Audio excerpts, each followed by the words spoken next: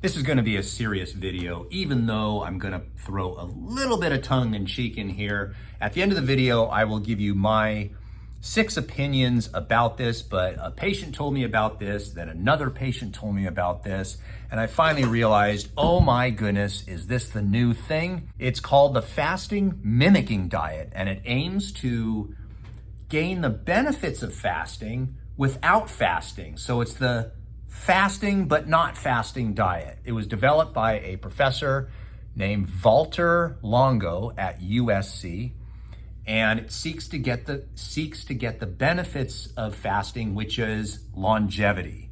So they've done some studies. So let me tell you a little bit of background about this in case you haven't heard about it, because I think this is the end of fasting. People have been doing fasting for a long time, meaning they didn't have food. But fasting is like the in thing, but it really isn't, because people don't like starving. But let's talk about this. USC, what we call here, University of Spoiled Children. That's what it's known as. So USC is about an hour south of where my practice is. So naturally it's going to become popular. Walter Longo is a professor there of longevity, so they study how can we live longer. It's basically, to my understanding, a low calorie, low protein, but high fat diet, where 90% of all the fats come from unsaturated fats, such as algae oil, olive oil, plant seed oils. Boy, I know one doctor on YouTube that's going to have a big problem with that, named Saladino. How it works is for 5 days out of the month, you do a fast. And here's how it works. Day 1, you're going to restrict your calories from what you normally eat. Let's say it's 2,200 or 2,500 calories. You're going to eat about 50 to 60% of your normal calories. And then day 2 to 5, you will eat 35 to 40% of your calories. But the first day is 90% fat, and then the day 2 to 5 is 40% fat. How does one do this? Good question to ask, and that is, you are going to buy the products, and these are called Prolon products, and you buy these products. It's hard to tell exactly what it's going to cost because of shipping and handling, and then there's some extras, but it's around, to my understanding, about $200 for 5 days of this meal plan. So it's kind of like a, what's the one that people like to do, that Jenny Craig or something like that, or Weight Watchers, where you buy their prepackaged foods. But I looked into this and I saw the prepackaged foods and I was confused, because what you buy for $200, and that's 5 days of food, is vegetable soup, like a tomato soup, some energy bars, kale crackers, you get a can of olives. All right, that's funny. You get different teas, such as spearmint teas and hibiscus teas. You get a proprietary drink that is supposed to be muscle sparing. And that's a fancy word. We love to spare our muscles from damage, because that's what happens when you fast. But it's proprietary, so you really can't know what's in it. But I'm going to give you a little secret. There's only one thing that spares your muscles. It's called amino acids. So I'm willing to bet that their little proprietary product is full chunk of amino acids. You also get a vitamin and mineral supplement with some amino acids and omega-3s. Hey, USC, you're doing a good job by doing this research. So we're basically getting tomato soup with some olives, kale crackers, some type of strange drink that might have amino acids in it, but you can't tell us because it's proprietary, and a multivitamin and mineral with omega-3s. This doesn't sound like rocket science to me, but for $200, you can have that 5-day supply. They did a study, and I'll put all the links down below, the studies and how to get. I'm not affiliated with this. In fact, you'll find out my opinion about this at the end of the video, so hang tight. But they did a study in mice, and what they found, of course, when you do a study with your proprietary products, you're going to have some positive outcomes. So the mice lost weight. They increased their bone density. They increased their cognition, which I'm I know they can do this. I was a biology major, but it's kind of funny. How do you test cognition of mice? Do you ask them questions like, who is the president? And the mice are like, we don't know, but come on, man. No, the mice didn't answer that question, but they supposedly increased their lifespan. Now they did the study and they're projecting this information. They didn't actually do a long-term study. So good kudos on USC. They did a study on mice. They found some positive effects of this 5-day fast. Then they did it in humans. What did they find? That people that went on the fast lost weight, they lost body fat, their insulin resistance improved and the A1C improved. These are all great things. They decreased their biological age. Now, if you don't know what this means, this is kind of a rough estimate of, wow, you look really good, you have good blood sugar, your blood pressure's good. You're not actually as old as you really are. So if you say to someone like, you tell me, boy, you're 56 years old, but you're really not 56. You know, you've got the health of a 40-year-old. And you think to yourself, a 40-year-old what? American? Because most 40-year-old Americans aren't very healthy. So they tell you your estimated age, which is total BS, because if someone's 56 years old, you're 56 years old. You could be a healthy 56-year-old, or you could be an unhealthy 56-year-old, but you've been on Earth for 56 years. There's no changing that. So I don't get that. So they did that. They estimated a biological age just based on some numbers. If you have this blood pressure, you should be that. Life expectancy, they did not do a long-term life expectancy. The only way to really test life expectancy is to put someone on a diet at birth and see how long they last, when they die. So it would take 60, 70, 80, 90 years to do a study like that. And that's why these studies are never done in nutrition, because you just can't. So you just do a 3-month study and you project based on, hey, they had good blood pressure afterwards, they'll probably live XYZ longer. So they estimated these things. So they obviously found positive results in humans. Then they took it one step further. They did studies on mice, they did studies on humans, and then they had to have a comparison so you could randomly put people in one group versus the other. So they compared it to what is considered, by most standards, the healthiest diet we could possibly have, which would be considered a Mediterranean diet. So you got to take 80 unhealthy people, you take 40 in this group, 40 in this group, this is what they did, and they put some people on a Mediterranean diet and some people on this new Prolone or USC fasting-mimicking diet. And what they found was in both groups, they lost weight, their BMI improved, they decreased their waist size, they lost fat, their cholesterol improved. Yay! What does this mean? This means that you could spend 5 days, this is the positive, by the way, you could spend 5 days and go on this $200 diet where you eat soup, kale crackers, a multivitamin, and a can of olives with the proprietary drink, and get the same benefits as if you ate just a Mediterranean diet. These are all good things. Yay for USC. They did a good job and they're selling these types of products. Now, because patients are coming in and asking about this, should I do fasting? Is intermittent fasting good? Should I try fasting? I tried fasting, it didn't work, blah, blah, blah, blah, blah. But why don't I try this fasting mimicking diet where I'm not actually fasting? What are my thoughts? I have 5 thoughts, 6, but let's see if I get to number 6. Number 1, we have a bad relationship with food. Clearly, it's very difficult to have a good diet.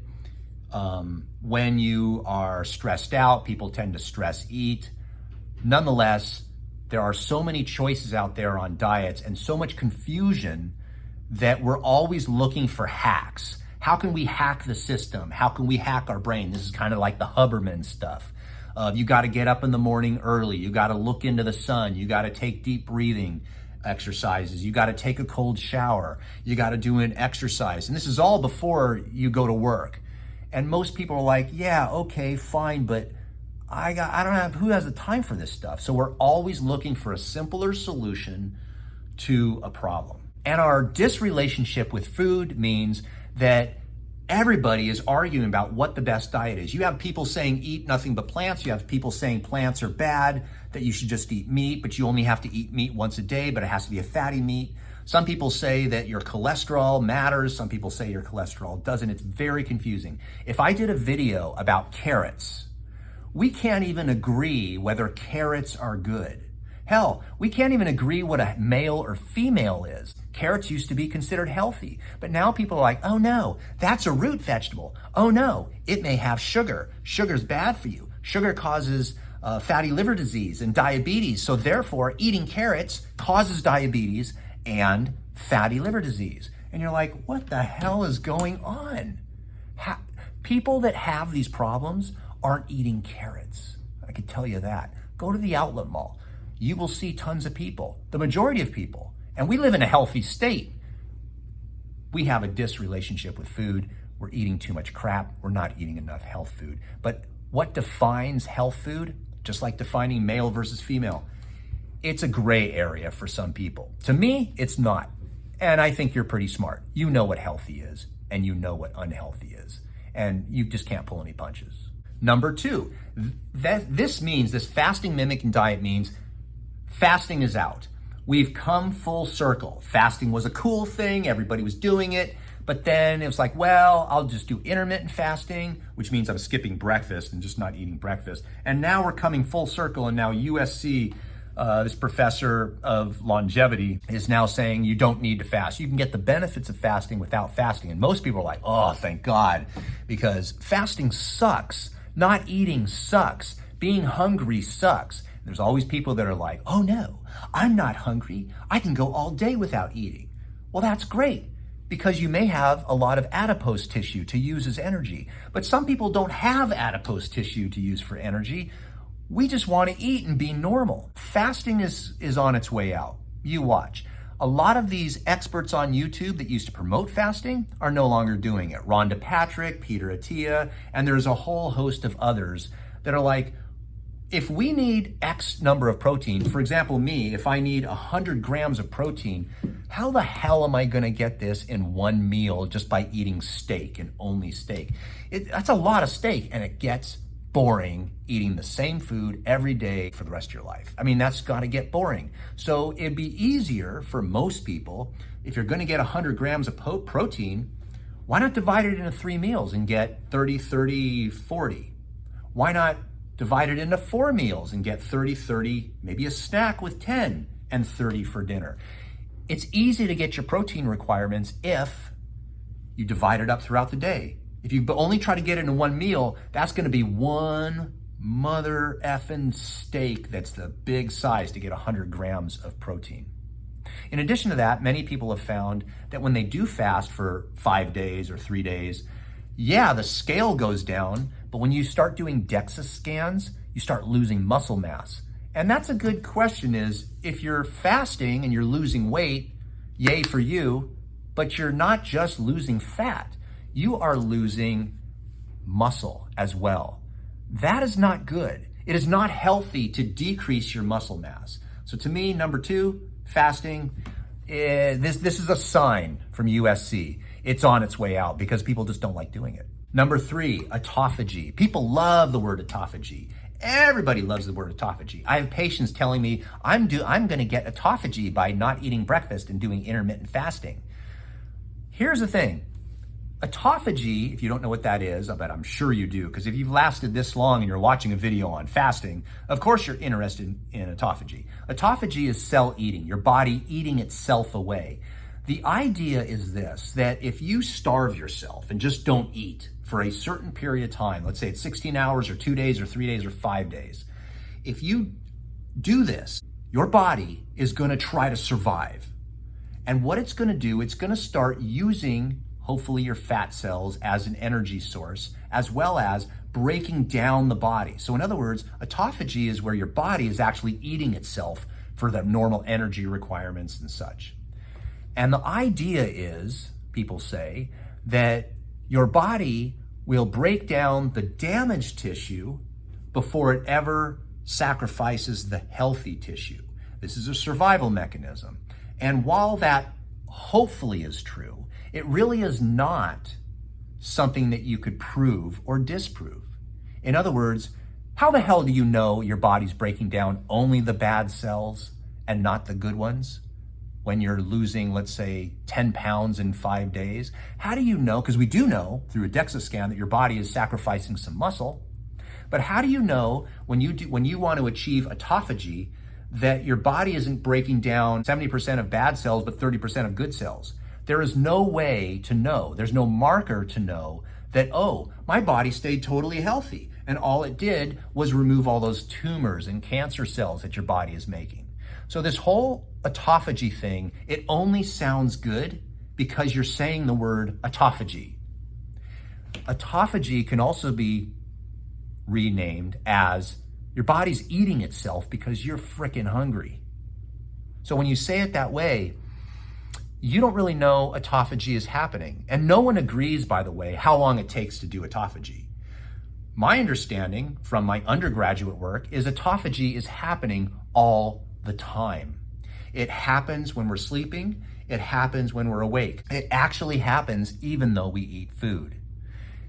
Not eating food, it'll happen a little bit more because your body needs glucose and it needs energy. Your brain needs to stay alive. But our body is constantly in a state of trying to maintain homeostasis. It's constantly trying to break down some cells, get rid of tumor cells, try to remain balanced, and it's always doing that. And this fasting thing, where fasting for 8 hours or fasting for 16 hours or fasting for 2 to 3 days, 5 days. Autophagy is a fancy way of saying that your body's eating itself for energy requirements. And I call bull S on this idea that you can just buy their products and fast, get the benefit of fasting, but you're not fasting by doing this. Number 4. You may or may not realize this, but you're actually fasting every night. When you go to sleep, if you eat dinner at 6 or 7 o'clock and then you don't again eat until 7 o'clock in the morning, you're fasting for 12 hours. And that's simply because you're sleeping. There are many people, they always seem to comment on my channel, is they fast during the day, but they eat at nighttime. Well, that's no different than eating during the day and fasting at nighttime. And instead of saying the word fasting, why don't you just say that you're sleeping for the majority of the time? That's the best time to fast, is when you're sleeping and you're already doing it. If you were to not eat very late at night, in other words, try to eat about 3 hours before you go to bed, and then don't eat too early, you're going to extend that fasting from 8 hours to 10, 12 hours. The whole autophagy thing, getting back to that, is some people say all it takes is 8 hours of not eating to create some autophagy. Well, that's sleeping. In addition to that, some people say, oh, it takes 16 hours. And you're like, well, that isn't much different either. If you have the time, in other words, if you don't work, for many people don't work, is if you started eating breakfast at 10 o'clock and ate dinner at 4 o'clock, there's a 6-hour window where you can eat and it's pretty normal.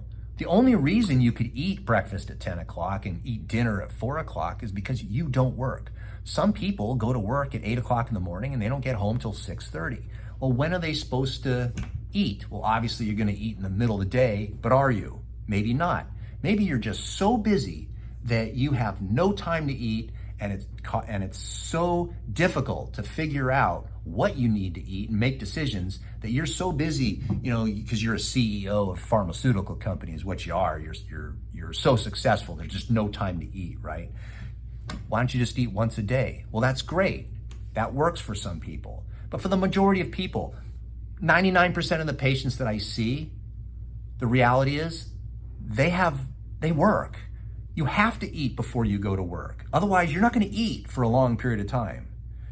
If they get a half an hour lunch, they're lucky. Then when they get home, they have children. They have to feed the children. They have to eat at a certain time. So this idea of fasting, for the majority of people, it kind of doesn't work. And that's why I think that this protocol of the fasting-mimicking diet, even though you're still eating, is kind of just ridiculous. Number 5, We always need something new. If you've been alive for a long period of time, and I know that if you're watching this video, and even if you've gotten this far, you're probably pretty old. The majority of people that watch my videos are old. And you remember a time when Pritkin was a popular diet. Everything was going Pritkin. It was low protein, low fat, high carb, and you could not tell anyone if you did anything different because Pritkin was the bully on the block. That was the way to eat. And there was no ifs, ands, or buts about it. That science proved that this diet reversed cardiovascular disease and essentially helped all conditions. Well, that came and went. Remember breast milk? Remember when formulas came out and the idea was Mother Nature, who wants to breastfeed? I mean, that ruins your breasts. Why not let science take care of the situation? And we've come up with a formula that is made by scientists in a laboratory that will be even better than what nature gives you. So breast milk, that's for the poor people. Rich people use formula for their babies so their babies can be strong. Well, where did that go? Then you go through the high carb eras, you go through the low carb eras, you go through the high fat. Then there's, right now, the big thing is carnivore. I'm willing to bet that eventually there'll be a carnivore mimicking diet. A variety of foods that gives you the benefits of a carnivore diet, but isn't really eating carnivore. Maybe you could save the animals, but gain some benefits of eating animals without actually eating animals. Because you know what?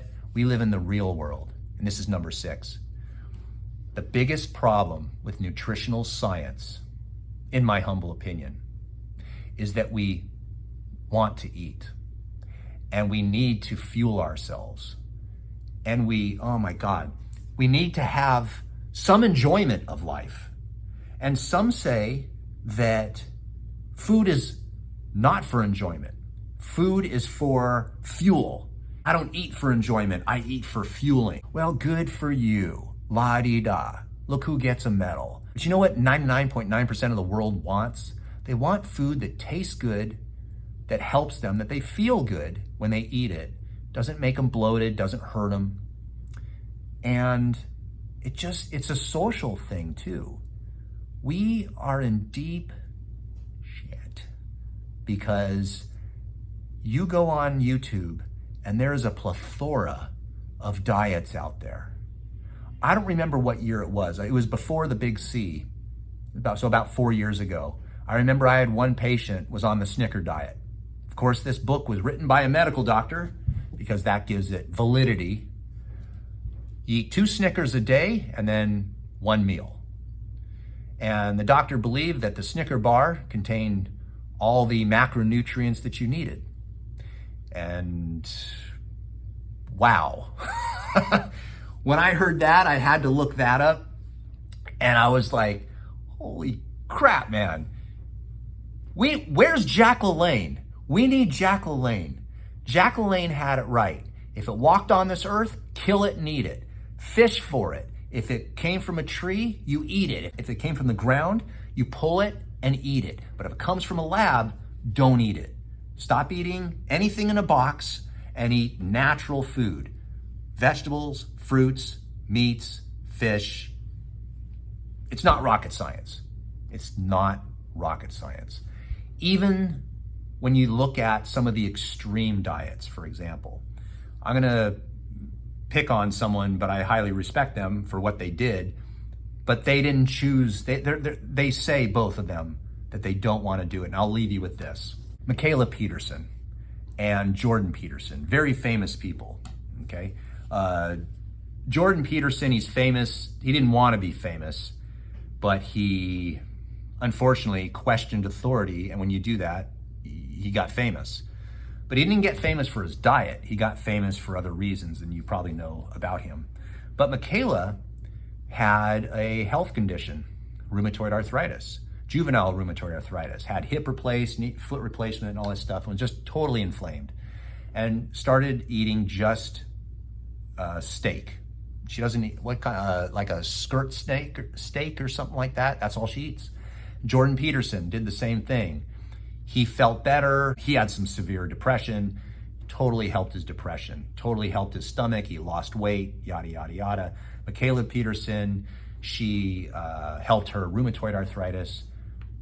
Supposedly she's totally normal, but both of them say, I don't want to eat this diet. This diet is so boring, but the alternative of hurting, it's not worth it.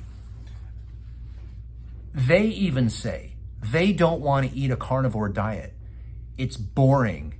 They hate it. They don't like it. It's the same food every single day.